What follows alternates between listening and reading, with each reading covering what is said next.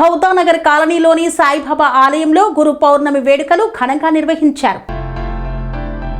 మేడ్చల్ మల్కాజ్గిరి జిల్లా కుత్బుల్లాపూర్ నియోజకవర్గంలోని సుచిత్ర భౌతానగర్ కాలనీలోని సాయిబాబా ఆలయంలో గురు పౌర్ణమి వేడుకలు ఘనంగా నిర్వహించారు. వ్యాస పూర్ణిమ అని కూడా పిలువబడే గురు పౌర్ణిమ ప్రతి భక్తుని జీవితంలో మార్గదర్శి అయిన ఆధ్యాత్మిక గురువును గౌరవించడానికి, స్మరించుకోవడానికి కేటాయించబడిన ఒక పవిత్రమైన రోజు. గురు పౌర్ణమి రోజున సాయిబాబాను సద్గురువుగా భావించి పూజిస్తారు.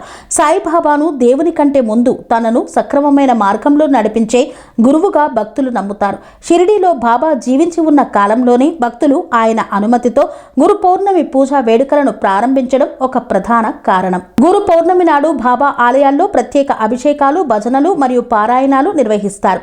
సాయిబాబా మందిరాలకు రంగురంగుల పూలతో, బాబా హారతితో, భక్తుల భజనలతో ఆలయ ప్రాంగణమంతా దైవ స్మరణతో చిన్న పెద్ద తేడా లేకుండా సాయిబాబా నామాన్ని స్మరిస్తారు.